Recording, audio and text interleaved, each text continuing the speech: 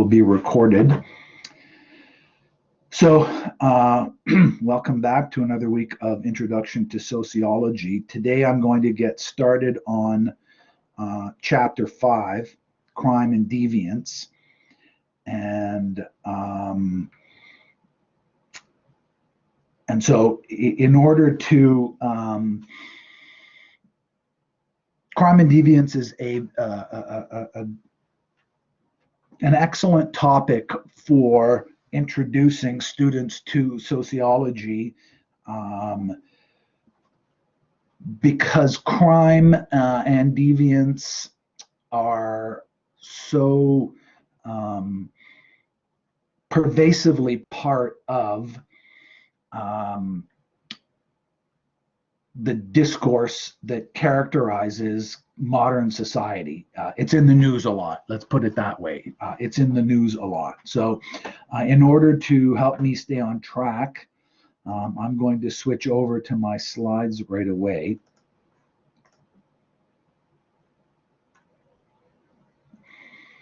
And so we'll go to this. Is the slide on the screen? Okay, thank you, Mohammed. So, in order to be able to get this going, in general, the strategy that I pursue, it's a strategy that's widely used in sociology courses, intro to sociology courses anyway, is to try to trigger the student's sociological imagination. That is, to try to call on, to try to evoke in the conscious mind, the consciousness of the students, some connection between the social phenomenon and their everyday lives. So pursuing that kind of strategy. Look at that. What is it you think that, what is the solution to crime as a social problem? So I'm asking you to speculate based on your 20 or so years of experience on our planet and in our society, or in whatever society it feels like to you you've grown up in. What is the solution to crime as a social problem?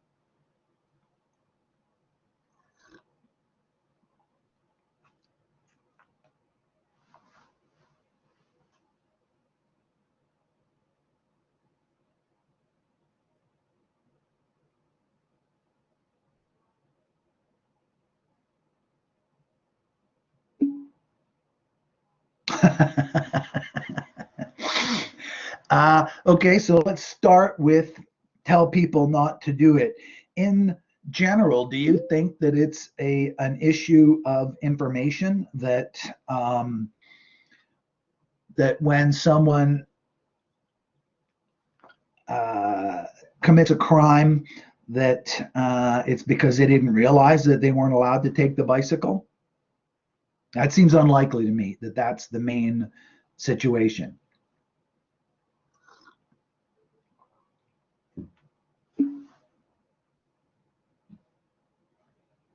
Okay, so Noor, in fact, I'm very sympathetic to that strategy.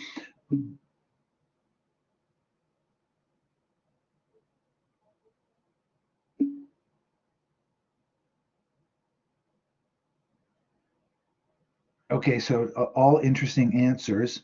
Let me just, I want to keep them on.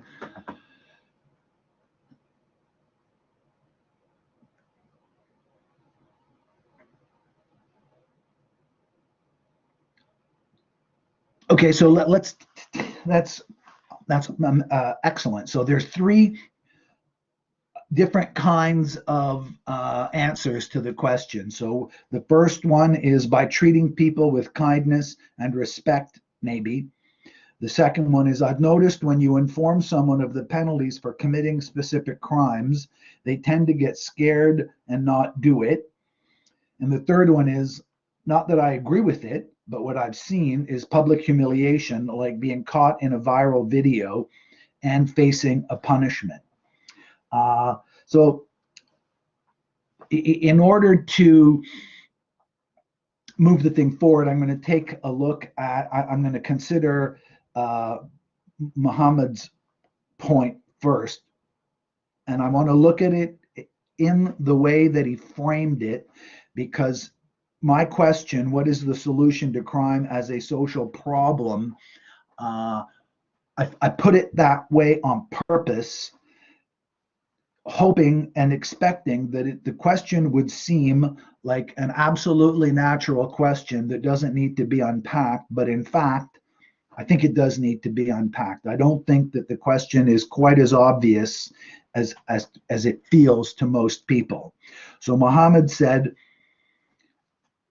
I've noticed when you inform someone of the penalties for committing specific crimes, they tend to get scared and not do it. So with all due respect, Muhammad, I just don't believe you. So what I'm saying here is, and I'm very serious about the all due respect, I think that in many societies, certainly in Toronto in 2021, lots of people believe that if they managed to inform someone of a penalty for committing a specific crime, that would generate the consequence and the response that Muhammad described. But I would be very surprised if Muhammad ever told someone that there was a penalty associated with a particular action, and that person both did not know that action was subject to penalties, and also responded to that new information with fear.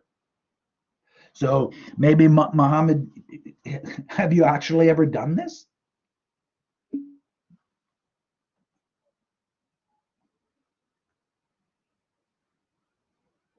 So let me, well, so without getting into too much personal detail, what penalties?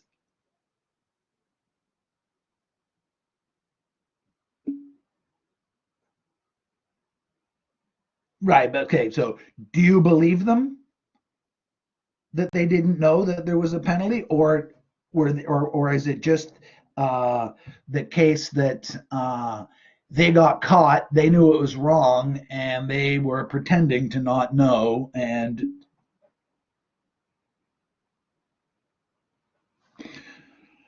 right.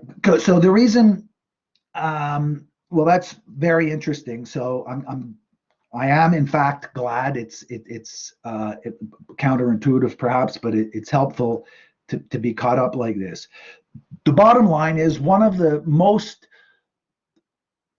widely researched areas in sociology is how effective is punishment. Punishment is not effective as a strategy for for crime.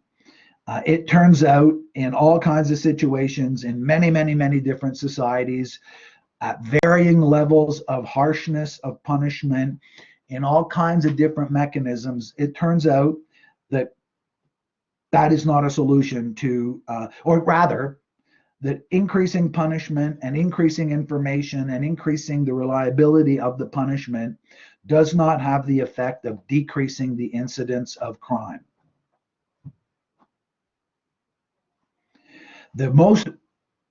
The clearest incidence of that is around the death penalty. The death penalty does not have the deterrent effect. So punishment ends up not deterring the behavior that it is intended to deter.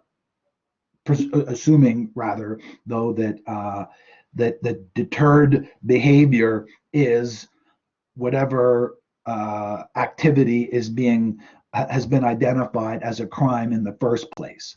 There are other ways that having a criminal punishment system in place does have beneficial effects on at least some segments of society, but we'll get into that as we develop the argument a little bit more fully. The real issue that I posed this question in order to problematize the notion of what exactly a crime is and in what sense is it a social problem. So what is the problem? What is the social problem that crime points to?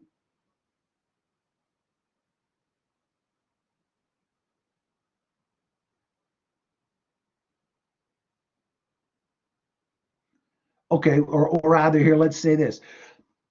In your view, in your unreflective moments, if you had to explain, if you were at a having coffee somewhere and someone from a different planet showed up and they were reading the newspaper and they saw the word crime and they said, well, what is this crime thing?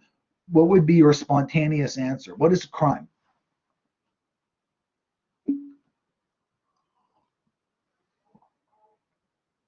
So conflicts and inequality can't be the answer.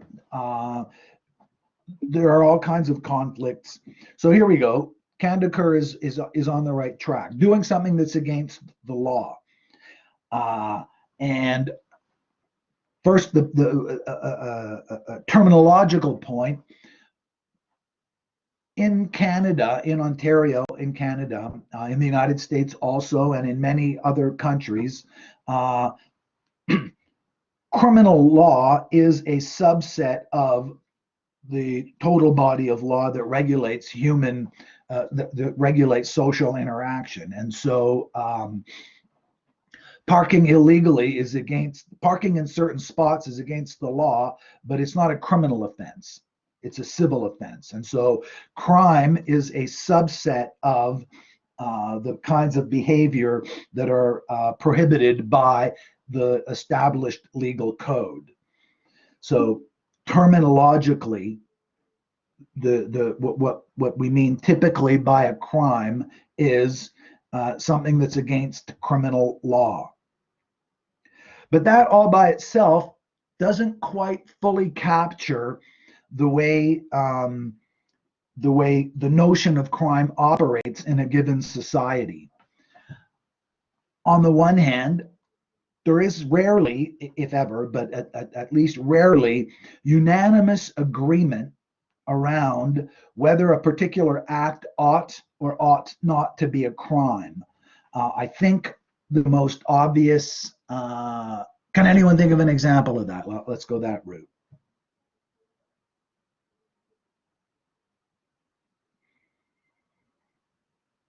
When I first, I'll just jump in. When I first started teaching sociology, philosophy too, also, I've taught philosophy of law back in the 1990s. The obvious example was marijuana. Up until recently, having marijuana, possession of marijuana was against the law in Canada. And that law was recently changed, I think 2016. It's no longer a crime to have small amounts of marijuana. But it was a social decision. In, I think, the 1920s, the Canadian government reflecting, well, in the 1920s, I believe, the Canadian government passed a law making it illegal for anyone to have marijuana. And between the 1920s or whenever it started and 2016 or 17, when marijuana was decriminalized, legalized actually, now it's not a crime to have marijuana. And there's agreement and disagreement. Not everyone agrees. Not everyone agreed in the past that possession of marijuana should be a crime. And today, not everyone agrees that it shouldn't be a crime. There's disagreement, and there's so The fact of a particular activity being proscribed, being carrying with it the threat of a sanction, is the result of a kind of social negotiation. Now, what are the what makes sense of the fact that marijuana was a crime, and what makes sense of the fact that marijuana is no longer possession of marijuana is no longer a crime?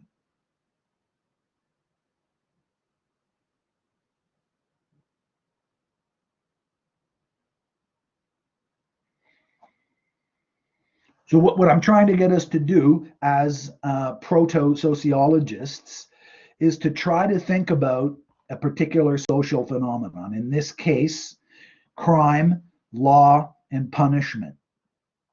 These are related.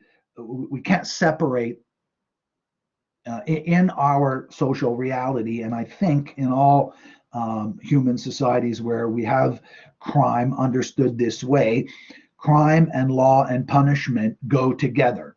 And so we need to think of them together if we want to try to begin to understand these as social phenomena.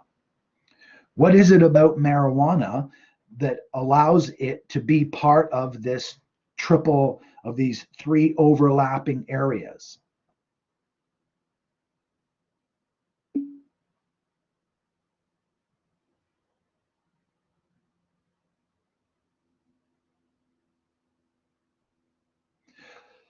So Mustafa, presumably your claim is to provide an explanation for why it's no longer a crime, and basically that's true. Scientific studies show little negative health effects, and other scientific studies, not that they were needed, because it's so obvious. I mean, it's not a gateway drug.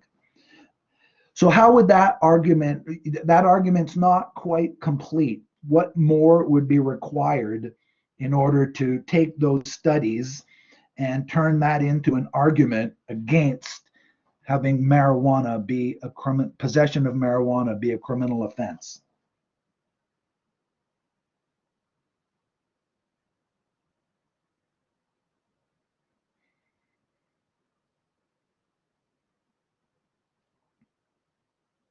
So more in the most general sense, we'd need, in order to continue to carry through this type of analysis, we'd want to compare marijuana possession as a potential criminal offense to a different activity that is a criminal offense, and to try to see if we can understand what is it about the two that are similar, what is it about the two that are different.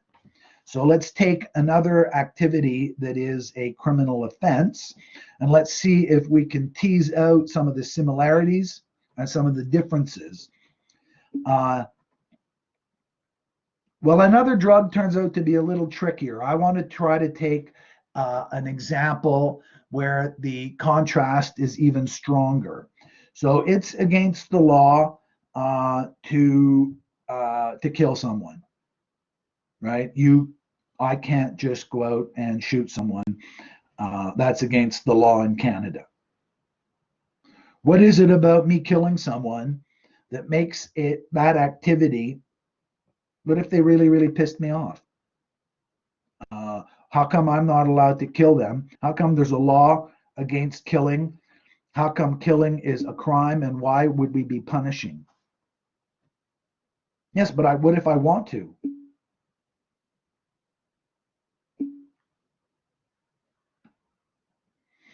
So Noor is back on track. People have the right to life. Um, what does that have to do with me? Why am I? Says who? I'm playing devil's advocate. I, of course, agree with everything you're saying. What I'm trying to work us through is the thought process that we might imagine would have led in the first place to societies passing laws that made it a crime to kill, and in parallel with that, what is it that might have led a society to making it a crime to have marijuana. So we're organizing a society, and we've got to write down the laws. And one of the laws we decide we're going to land on is you shouldn't kill people. Why would that enter into the law? So Noor's suggestion is we have a right to life. Well, what constitutes that? Where does that come from?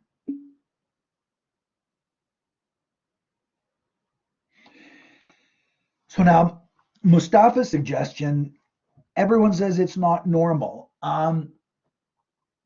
In fact, that probably is the closest answer we have available to us from an empirical point of view. But why does everyone say it's not normal? Let's see if we can hold together Noor's suggestion and Mustafa's suggestion. People have the right to life. Everyone says it's not normal to kill someone. Those two possibilities converge on something. They converge on a norm that would exist in a society according to which we can't kill other people because, so not just flat out we can't kill other people, but there's a particular reason why we can't kill other people, and that's because everyone in the society has the right to life that we can't take from them. What it means to have a right is a lot more complicated, in fact, than what I'll have the opportunity to speak about this morning. But among other things, anyway, I have a right to something to the degree that no one else can take it from me. So I have the right to my property. What it means for me to have the right to my property is that no one else can take it. What it means that I have the right to life, it means that no one else can take it, in particular the state, but also no one under the control of the state. That's where the notion of rights comes from. But crime is older than the notion of rights, at least the vocabulary of rights. And one possible explanation is that everyone says it's not normal.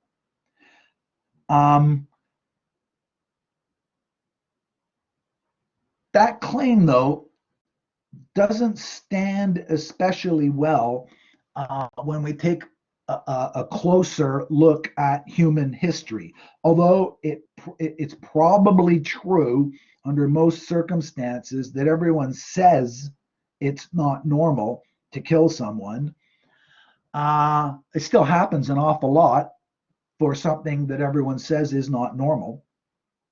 Plus, arguably, I think it's probably always been mistaken, but let's say some people believed, everyone used to say it's not normal to smoke marijuana. Everyone still says maybe that it's not normal to snort heroin, but it's still illegal to snort. It's still illegal to have possession of heroin. It's no longer illegal to have possession of marijuana.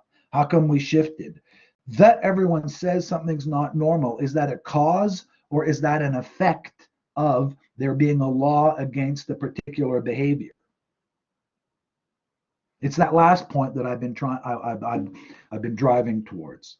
Yes, I think that it's more likely to be an effect of that law in being in place, which doesn't make it a bad thing at all. And in fact, most sociologists argue that one explanation for why laws are in place is precisely that they have the effect of normalizing certain norms in a society.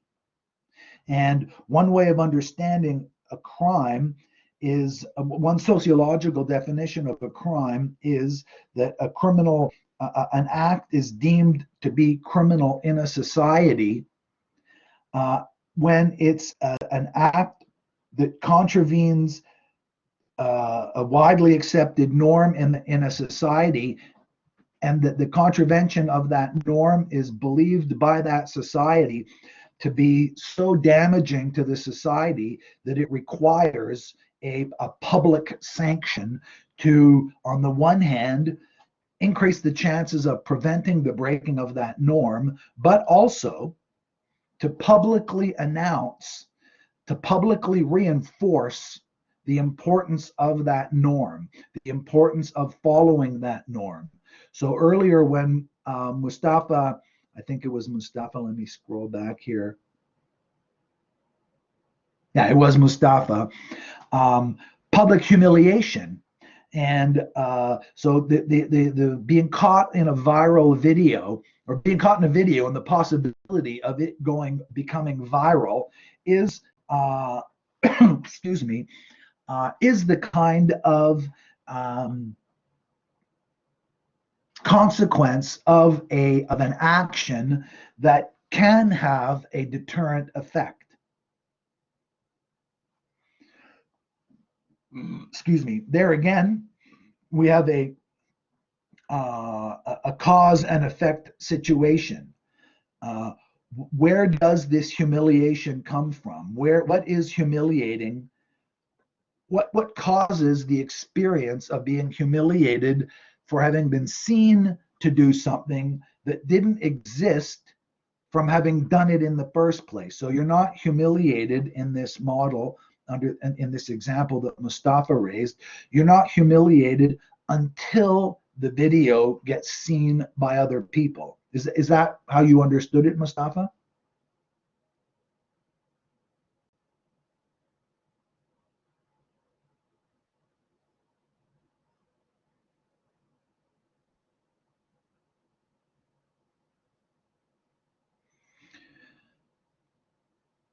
Well, I'll just, I kind of only read the first half of Mustafa's initial post.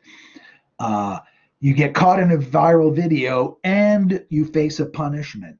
Some of what I want to say, okay, so now let me scroll down.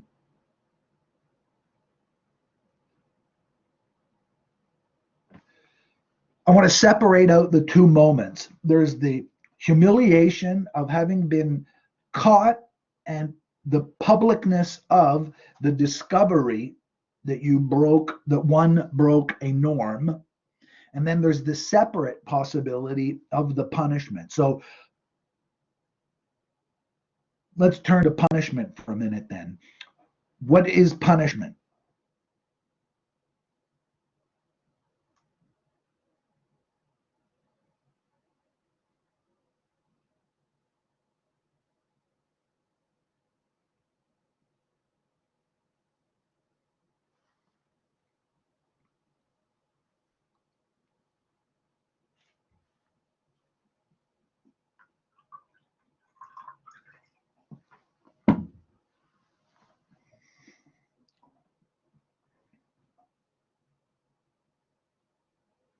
It's an easy question. What is punishment?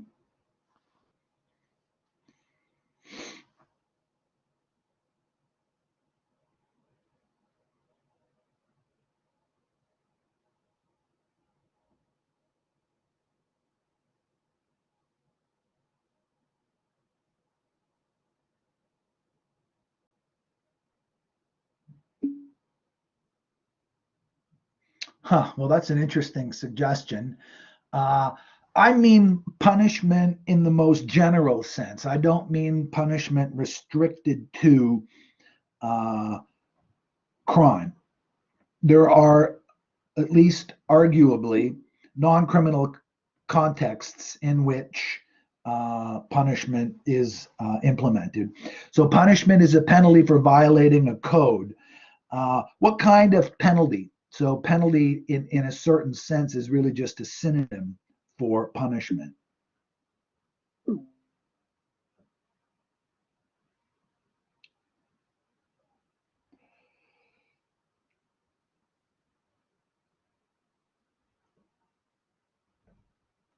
Actually, I think, Noor, it's to inhibit bad behavior, not to disinhibit it. But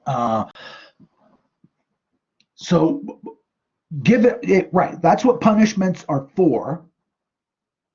But what, so let's take, again, two contexts in which we at least can recognize the presence of a punishment. So under some circumstances, parents will punish their children. Under some circumstances, a society will punish a citizen of that society. In the social context, so, does anyone know who Derek Chauvin is? I forget if I brought him up last week in this class, but does anyone know who Derek Chauvin is? He's an American. Yes, exactly. He's the one who killed George Floyd.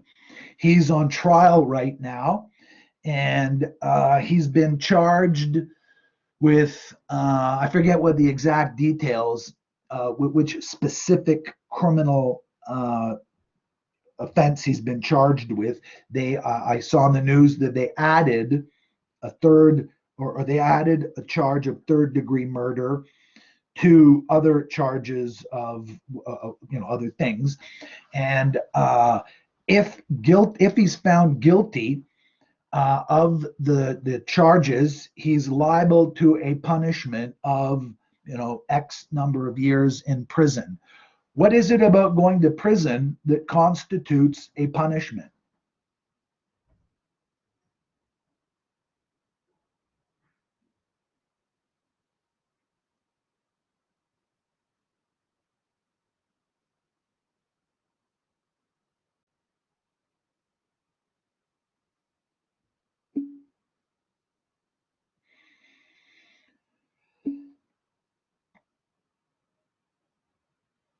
Well, I suppose, yes, that's the right to see some other people. I think that if Chauvin is convicted and he goes to prison, I think he'll see some other people. That might not be such a great thing for him. Um,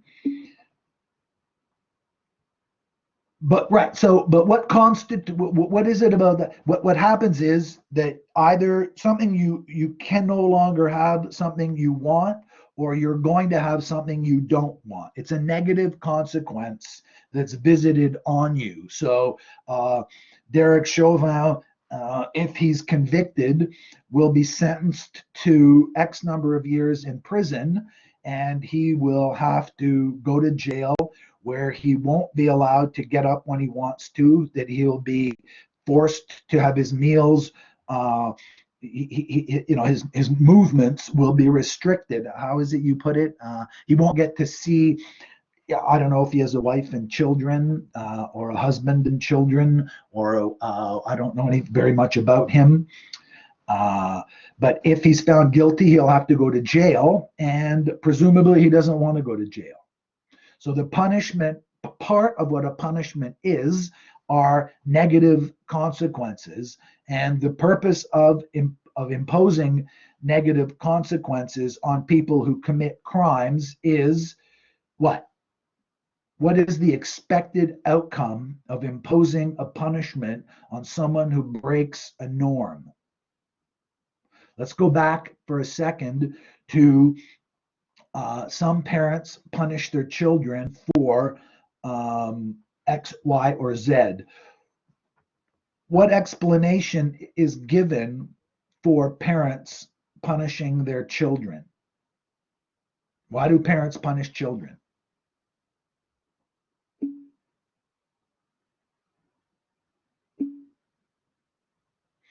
So Noor's suggestion is an interesting one. I think the description of punishment as teaching them a lesson is meant metaphorically, right? I'm in at least the following sense, that there are other ways of teaching a lesson that don't involve punishment, at least arguably. Right now, in a certain sense, I'm trying to teach you a lesson, and even no matter how unpleasant, I'm sure none of you are finding this unpleasant, but even if you did find it unpleasant, you could agree that it's inaccurate to describe it as a punishment. Not everything we do that we don't enjoy is going to be a punishment. So, in what sense, Noor, would is a punishment inflicted in order to teach?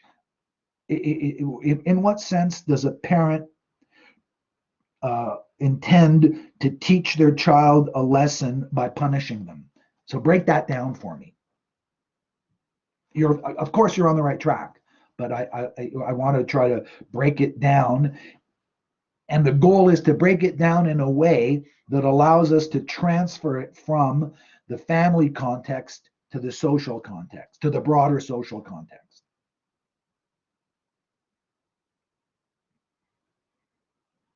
The difference that I'm working towards is presumably the presiding judge in Chauvin's trial doesn't love Derek Chauvin.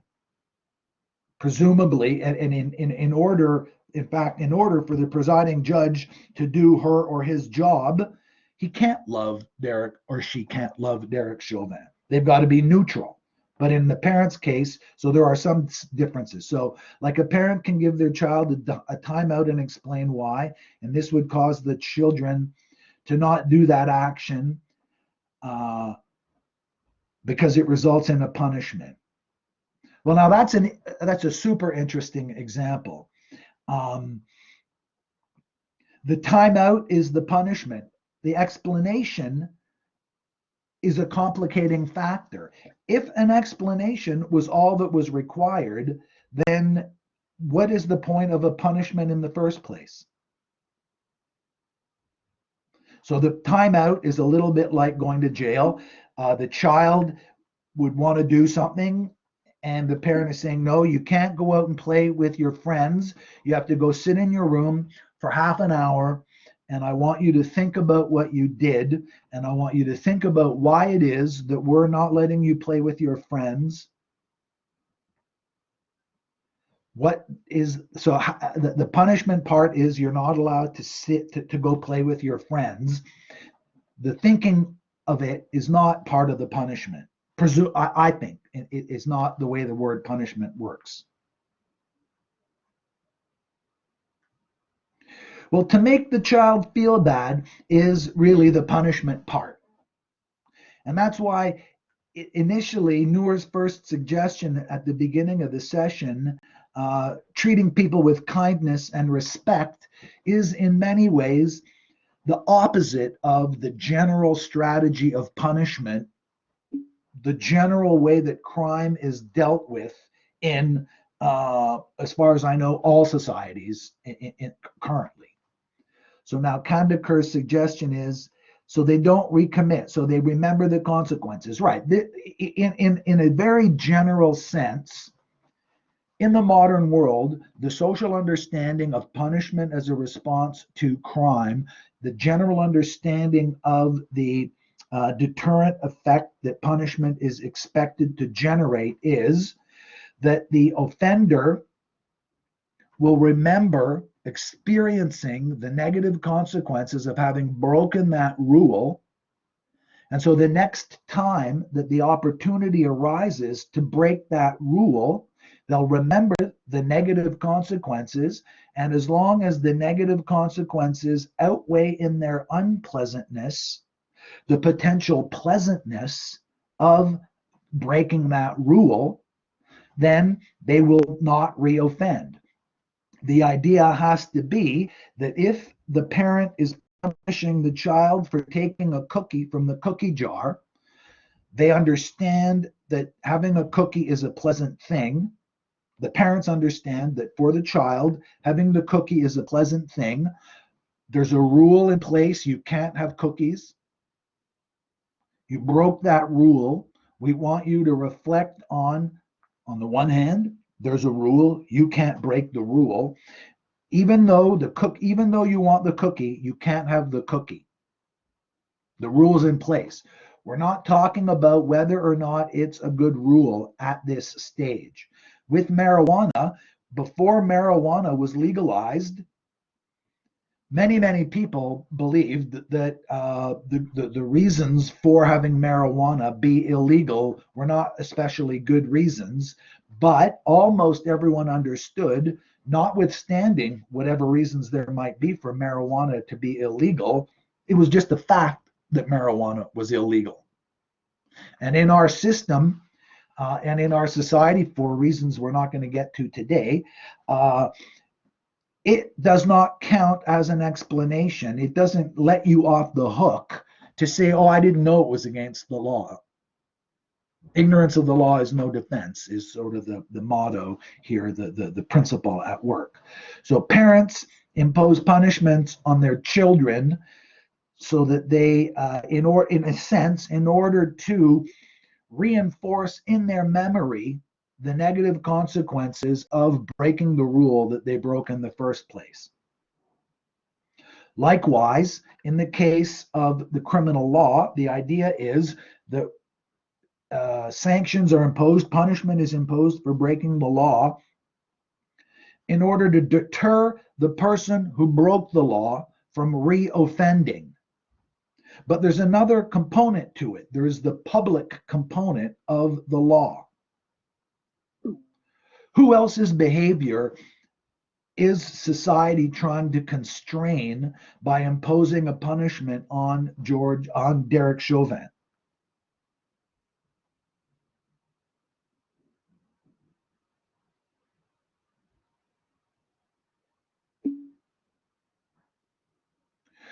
Well, on everybody. I think that I wish I'd paid more attention now to the news reports. But in any event, I think there are specific charges. I think Chauvin is up on some specific police law charges where police officers are bound by certain kinds of special codes. But on the murder charge, the idea is that nobody's allowed to murder anyone. Nobody's allowed to kill someone else in Minnesota. It happened in Minnesota, so, and it's a state trial. So in Minnesota, there's a state criminal law. One of the parts of the criminal law in Minnesota is you can't kill people. And Derek Chauvin killed someone. So if he's found guilty of having killed George Floyd, he will be punished. Part of the purpose of the punishment is so that Derek Chauvin doesn't kill people.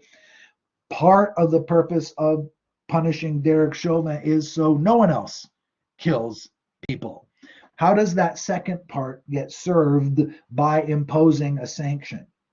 By putting Derek Chauvin in jail for X number of years. When he gets out, he'll remember all the shitty times he had in prison. And because he'll remember the negative consequences of having killed George Floyd, the next time he feels like killing someone, presumably he'll remember all the unpleasantness that resulted from that decision, and so he won't kill anyone again. But that's only part of the picture. Kandaker's on the right track, of course. When I asked who else's behavior is targeted by that, by this punishment, Kandaker's answer is on the police, but it's in more general terms, it's on everybody. It's against the law for anybody to kill someone else. And by punishing Derek Chauvin, the deterrent effect is on the offender, but it's also intended to have a projective deterrent effect. The rest of society sees and learns. And so it's in that sense when Noor said that parents punish their children to teach them a lesson, the law, in a sense, punishes offenders in order to teach all of society a lesson. And so people who, where I'm going with this, it took me, again, I'm afraid, a little longer to get here than I expected. Within sociology, and in particular within criminology, but criminology is a subdiscipline of sociology now, but within criminology and within sociology more broadly, there's a a small set of sociologists and people outside of sociology also believe. I think punishment doesn't make any sense. I don't think punishment achieves any of the goals. Let me take it back. I think punishment is wrong. I think punishment doesn't achieve the goals it claims to be trying to achieve, but I do think punishment achieves certain goals that it doesn't claim to be achieving, but the achieving of those goals is bad for society overall. I'm not going to be able to defend that argument or even lay that argument out until next week. That's my goal for next week, is to lay out the anti-punishment argument. But that's where I was driving. I want to get a clear I want to try to help us get a clear understanding of the connection between punishment and crime and society. Partly because, as I think it was Muhammad, let me just roll back here.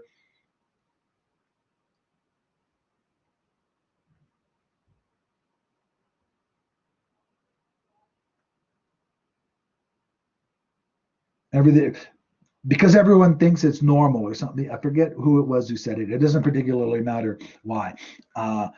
It is absolutely, it seems to me, crystal clear, and my experience teaching supports this.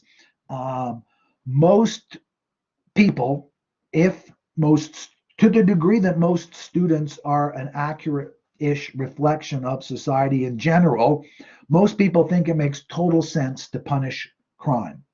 Is that your view? Do you think that most people think that it makes sense to punish crime? And it's just a question of figuring out the right details. So almost everyone agrees that it doesn't always work out perfectly. We, on the news, we regularly see a story about a punishment that seems that seems totally out of proportion with the crime. Either the crime was so terrible and the punishment wasn't very bad, or less often as a news story, there's a not so bad crime with a very strong punishment. That almost nobody disagrees that happens. That's not my argument. The argument against punishment at all is a separate one. But so Muhammad agrees that it's a widely shared view that there's really no alternative. I want to expand a little bit on the nature of the near unanimous agreement on the need for punishment.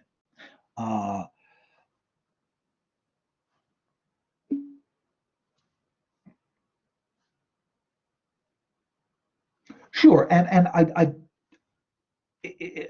it's part of my position that, of course, there are alternatives included in the current system that we have. In the 21st century, in addition to punishment, so let's move away from Derek Chauvin and let's take some other, no other crime comes to mind immediately. Anyway, I can't think of an example, but someone goes to prison. In prison, in addition to being punished, there's also rehabilitation that's being offered. So the idea is that prison, in a certain kind of way, is a timeout, a publicly paid for timeout for the person who's been convicted. And in addition to being having their freedom, most of their freedom taken away, in some prison settings, the option of doing a sociology course or learning a trade is made available to the convicted person, to the person who's been convicted of the crime. In addition to being punished, is also offered drug counseling, let's say, as an example. How does that connect to crime. The drug counseling, it's worth being clear about this. The drug counseling is not itself a punishment. Even if it's experienced as a negative thing, it's not conceived of by the institution of punishment, the institution of incarceration as a punishment. It's a separate thing. Well, first of all, do you see that?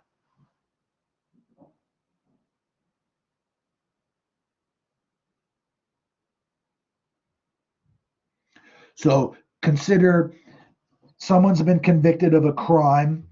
So someone robs a bank, gets convicted of bank robbery, goes to jail. In jail, they can't, they can't go to movies and they can't go wherever they want. They're stuck in jail. They have to wake up when they're told. That's a punishment. That's unpleasant. They miss their cousin's wedding and they bad things. They get drug rehabilitation for their cocaine habit, and they also learn how to weld. You can see how learning how to weld and arguably getting off your cocaine habit would be can be described not as punishments but as something else. I think that's pretty clear. Why would society spend money? What advantage is there to society for spending extra money on the expense of incarcerating someone beyond the punishment component?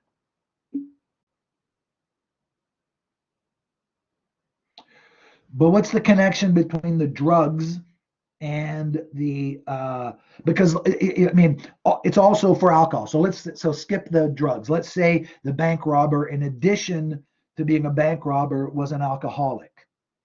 So the bank robber gets to prison. He's being punished. He goes to alcohol rehabilitation and he learns how to weld. How does the alcohol, why are we spending money on alcohol rehab for this prisoner? Why are we spending money on welding, on a welding course for this prisoner? What advantage is there to the rest of us who didn't break the law and whose taxes are going to pay for that prison? Kandaker's on the right track again. It builds strategies to prevent drug use in that person. But what advantage? Why is our money going to spend? Why are we spending our money on this?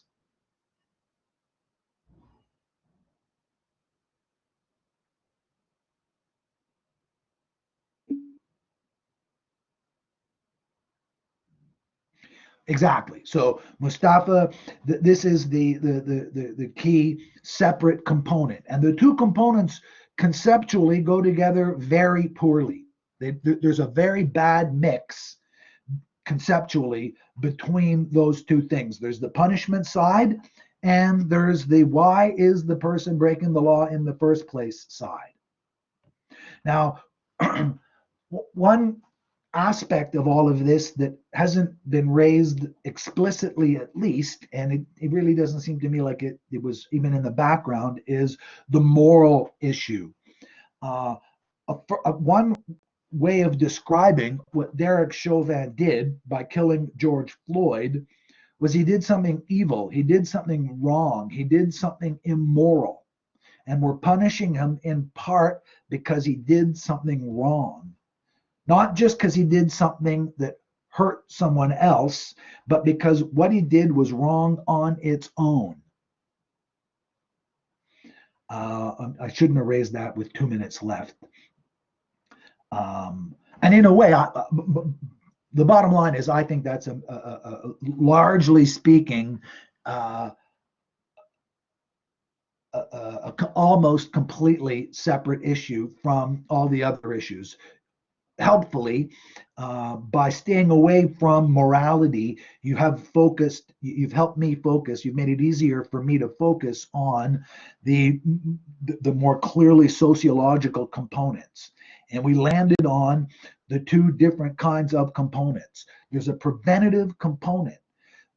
These laws are in place in order to make society work as well as it can under the imperfect conditions in which we coexist.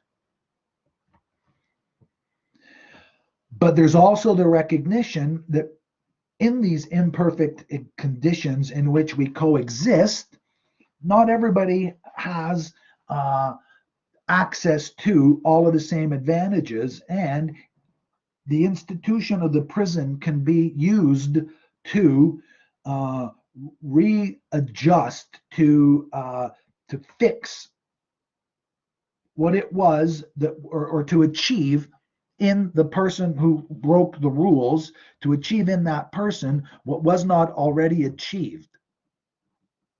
The rest of us, in a general way, everybody would like to have another $1 million, right? I would love to have $1 million right now. And I don't suppose anybody ever really gets $1 million from a bank robbery, but I'd like to have another $50,000 also. But I'm not going to go rob a bank. I'm going to either not have that $50,000, or I'm going to organize myself to go get the $50,000 within the constraints of the way our society is set up. But some people go rob banks anyway. They all know you're not allowed to rob the bank. How do we know they know it? Well, they put a mask on so that they can't be recognized. They drive away at top speed so they can't get stopped. People who rob banks know that they're breaking the law, but they do it anyway. We understand why they want to have robbed a bank. They want the money. What we don't understand is how come they didn't try to get their money the way almost all the rest of us try to get their money. Mustafa described it as solving the problem at the root, and that's exactly the other strategy. Rehabilitation is an attempt on the part of society to rehabituate, to retrain the person who broke the rules to be able to constrain his or her impulses in a way that conforms much better to the rest of society. And it's in that way that when a parent puts their child in a timeout and they explain to the child, we told you before, you can't have cookies, if you don't eat your vegetables, or whatever the details might be. You took a cookie even though we told you not to. So now you're not going to be allowed to go out and play with your friends for half an hour. You're going to go sit in your room and you're going to think about the fact that we have rules in this house. You know what the rules are. And if you break the rules, there are going to be consequences. It's not good for you to just eat sugar. It's not good for us for you to just eat sugar. You need to eat vegetables too, because your bones, blah, blah, blah, why you need to eat vegetables. You probably all know that better than I do even. So sit in your room and try to understand this. The parents are trying to reorient the child towards a fuller understanding of what the rules are and of the kinds of strategies that are available to constrain their desires that these rules are going against. The things that are made crimes are made criminal, not because people don't want to do them, but exactly because people do want to do them. You're not allowed to punch me in the face, not because nobody's ever wanted to punch someone in the face, but exactly because under certain circumstances, someone bugs us so much that we have the impulse to punch them in the face. But our society has evolved over time and historically to the position where we have come to the conclusion that face punching is a bad strategy overall to resolve differences of opinion. If everyone went around punching everyone else in the face, our society wouldn't be able to continue to do all the things that it does now. So we needed to develop a strategy that helps us constrain our impulses. Part of it is this publicness of it. Okay, so I've run out of the time, and I'm today I've got to go do something. But yes, Kandakar, did you have a question, Kandakar?